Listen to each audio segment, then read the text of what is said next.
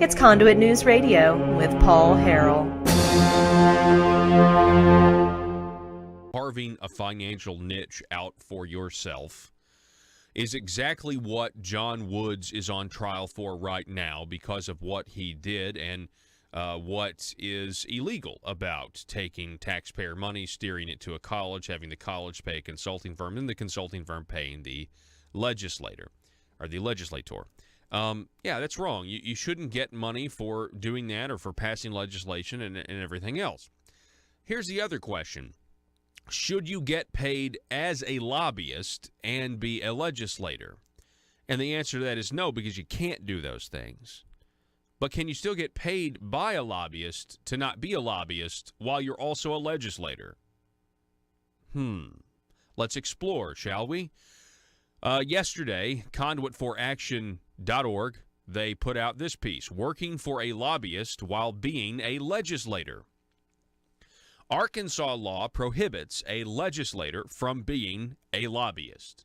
But did you know it's not against the ethics law for a state legislator to work for a lobbyist? So we're just dealing with semantics here, right? Shouldn't it be prohibited? Let's look at State Representative James Sturch, a Republican from South Side. He worked for a lobbyist. Did you know that? He worked for a lobbyist while being a legislator, which is technically totally fine. He's not a lobbyist and a legislator. He just works for a lobbyist while being a legislator. He began working for the lobbyist sometime in 2014, the year James Sturch was first elected as state representative. Now, that's interesting. You start working for the lobbyist the year you get elected. Must be nice. The documents do not show when he began work, but it may have been around the time he won the election, since he reported the income as being more than $1,000 and less than $12,500. Those are the two income categories used by the state when you report. For each of the first 2 years as a legislator, he reported income from the lobbyist of more than $12,500. Sturch didn't say, and was not required to say, I'm employed by a lobbyist. You don't have to say that. He just reported the name of the company and its address on his financial disclosure forms.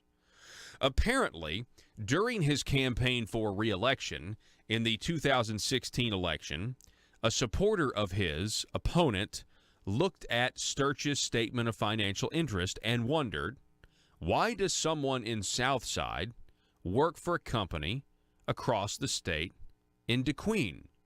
I think we even reported on this last year. Remember that, Joe? And we looked at a map of DeQueen all the way over there in the western part of the state, and we were mapping it out as like a 3.5, 4-hour drive every day for him to commute if he was going to work for this company. Why does someone in Southside work for a company across the state in DeQueen? This led to the discovery that Sturch's boss in DeQueen was also a registered lobbyist. It gets worse, Conduit for Action reports. The company Sturch reported as his employer and the lobbying firm have the exact same address and are located in the same house. Both companies use the name, quote, Legacy, end quote, in their name. Legacy. Possibly because people were becoming aware of the situation, either Sturch or the lobbyist decided to not continue the arrangement in 2017. In 2017, Sturch's report shows no job, only income from being a legislator. Below, you see there, is from James Sturch's 2017 report for the year 2016. Legacy Holdings and Properties is where he worked, right? And well, here, let's just compare the two names right here. Let's compare State Representative James Sturch's employer, 2014 through 2016, to the lobbying firm. Sturch's employer The company name is Legacy Holdings and Properties, LLC, located at 314 West Gilson Avenue in DeQueen, Arkansas. The chief officer of the company is a Chad Gallagher. That's Sturch's employer, again, from 2014 to 2016. Then you look at State Representative James Sturch. Then you look at the lobbying firm. The lobbyist firm name is Legacy Consulting. So instead of Legacy Holdings, it changes to Legacy Consulting, located at the same address. The firm contact is, again, Mr. Gallagher, and the registered lobbyist for the lobbying firm named Legacy Consulting is Chad Gallagher. Now, that's interesting, right? Legacy Holdings, Legacy Consulting. Same address, same boss, and but it's fine, though. You're working for a lobbyist as a state representative, but you are not a lobbyist and a state representative. Conduit for Action writes that information for this article from the following documents: Sturch's Statement of Financial Interest reports for years 2014, 2015, 2016, and 2017, corporate filing for Legacy Holding and Property, and Legacy Consulting lobbyist registration through 2014 to 2016. All the documents are available on the Secretary of State's website. So State Representative James Sturch should have known working for a registered lobbyist would raise a cloud over every vote he made. Do you think he realized that? Do you think he cared? Do you think maybe he thought nobody would ever find out about this?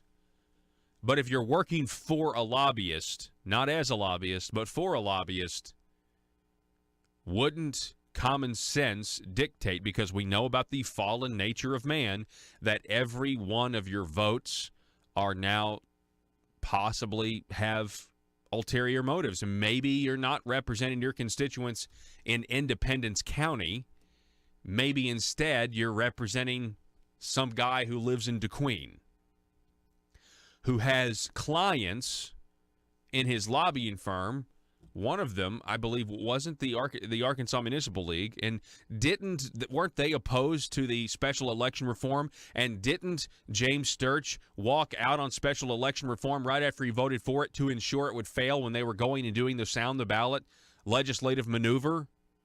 You can see that video at conduitforaction.org, by the way.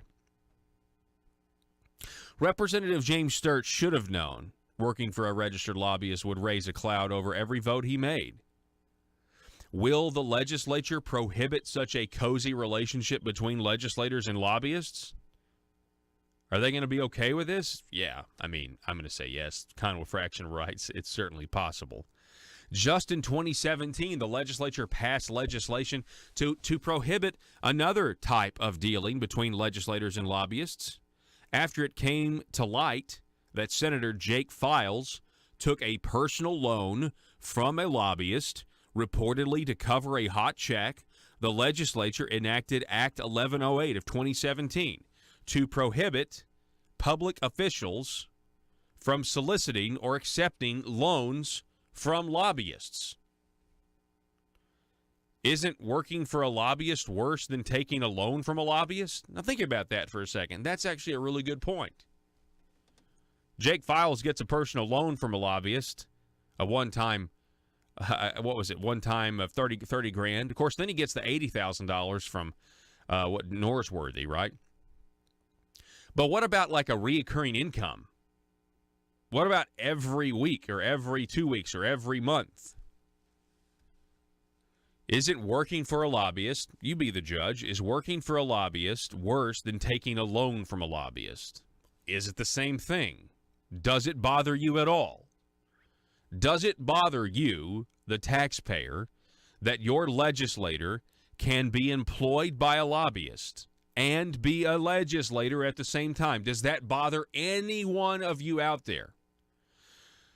Conduit for Action urges, tell the politicians to eliminate the loophole and prohibit legislators from working for lobbyists.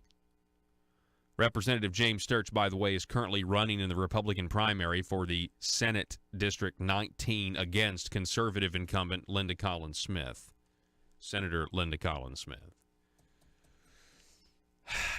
So we exposed this I know we exposed this last year for sure because we had the statement of financial interest and you saw Legacy Consulting versus Legacy Holdings. And I think at one point his statement of financial interest said he was an office manager, which I thought was interesting because if you're an office manager, you think you need to be in the office, that's why we were calculating how many hours a day it would take for him to drive from essentially what is Batesville in Independence County all the way over to DeQueen, and how that didn't make any sense, how that was unreasonable. But, none of that even matters. It doesn't really matter if he was there or not doing the actual work, because the fact of the matter is, and this is what the article's trying to point out, is that you have a legislator elected to represent the people who is working for a lobbyist. Technically, not for the lobbying firm, but for somebody else in the same building, though, or for another entity run by the same guy who is a registered lobbyist. And so, what are we to do, folks? What are we to do? You see, you're not going to hear stuff like that. What we are doing is exposing the tricks and the loopholes of the Marble Palace to, I believe, a state that is ready for real reform and ready for change. And this type of stuff makes people furious. It makes people sick because you're not supposed to go down there, and because you're a state representative, you make extra money. Or because you're a state representative, you get to carve out a financial niche for yourself. I mean, this is the makings. And if you know what, I feel bad for State Representative James Sturch that he thought that this was okay to do, or that somebody told him that this was okay to do. And again, technically, yeah. Legally, yeah. But again, I'm tired of even the appearance of impropriety. I'm tired of even the appearance of impropriety. And at the very least, if they want to leave where it is, at the very least, James Sturch should have to disclose not that he gets income from this and let other people put it together. No, he should have to say, hey, this guy's a lobbyist and I work for him. I work for this guy who is a lobbyist. At the very least, the people have a right to know that. Now, see, there are some people, establishment Republicans and all the Democrats, that think that, our quest as limited government conservatives for this level of transparency and honest government is stupid, that we are bucking the system, and that we just need to sit down and shut up. Well, they're exactly right. We are bucking the system. We are trying to change things. We think, and here's the thing. I mean, I don't know if Democrats do this to their own. They don't really. But we as Republicans are actually trying to hold people who are in our own party accountable. Conservatives are trying to hold Republicans accountable, and this kind of stuff is the makings of why people don't trust their government, because they let us down. This is an example of the system letting us down. This is an example of an individual legislator letting us down, and this is, again, why people don't trust their government, because they think that you're dishonest. That's why our whiteboard all last week and today says we want honest government.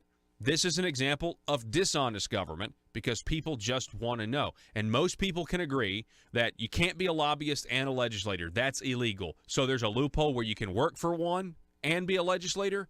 That's wrong. Just like there's a loophole right now.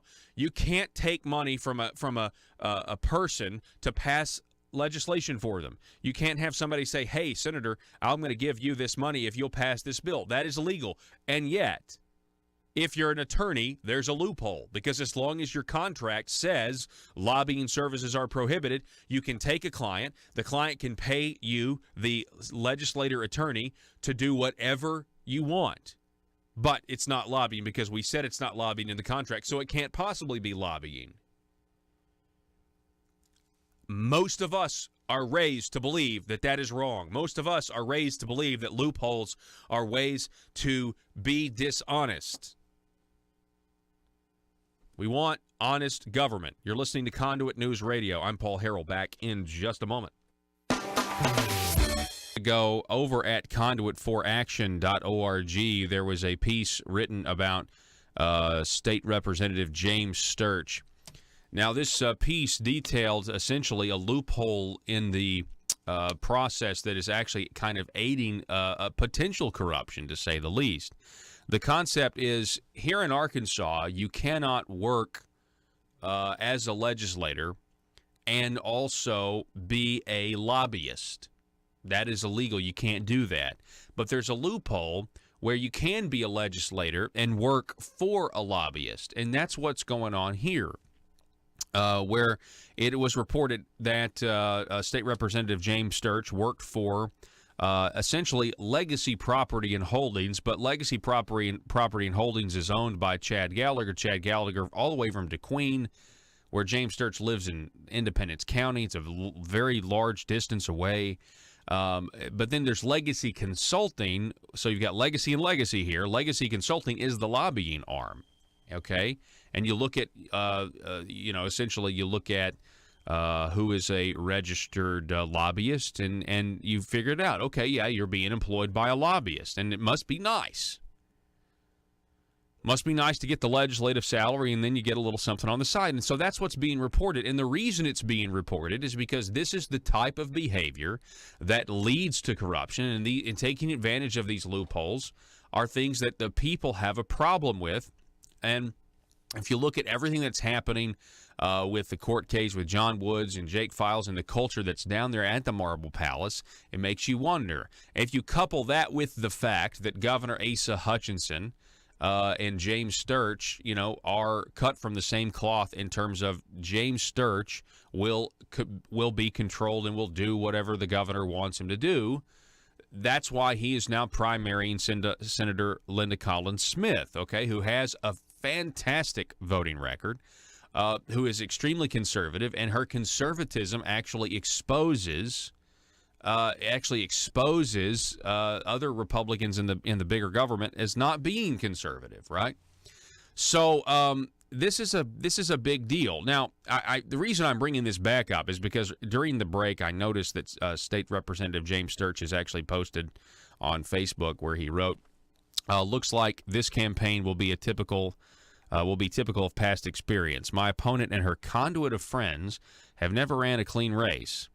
So it should come as no surprise that within weeks of the election, they have started to throw mud and half-truths, questioning my integrity and character." No one is questioning your integrity and character, James. If you took it that way, well, maybe you should ask yourself why you took it that way. We're essentially saying that there's a loophole here, and that it's not this is not a good thing to do, and it's not a good. I mean, it's I mean, look, there's a reason people don't trust politicians. I think that sometimes if you just report the truth, people's character and integrity are called into question. You know what I'm saying? So the goal is not to question your integrity or character. The goal is to report the truth of a situation. And if that makes people question if that makes yourself question your integrity and character, well, sometimes the truth will do that to people. Interestingly enough, he says that within weeks of election, actually Conduit News reported on this before Conduit for Action did, or maybe there was but it was a long time ago. It was actually, I'm pretty sure we ran this story back in, before Christmas, I think. And I don't even know if James Sturch had filed yet to run for office. And so the idea that this is a last-minute thing, because remember, we actually had the map up, and we were like, DeQueen, Arkansas is here, and Independence County's here. Why is he working for this company? Anyway, I'm positive we did that late last year. So this isn't some last-minute attack. It's not that at all. And it goes on, text Linda Collins Smith. But here's what's interesting is that, and I haven't mentioned his name in a long time, but former state representative Nate Bell asks James Sturch, and Nate Bell is not a fan of this program. Nate Bell writes, "James, both of you are people I respect," meaning Senator Linda Collins Smith and James Sturch.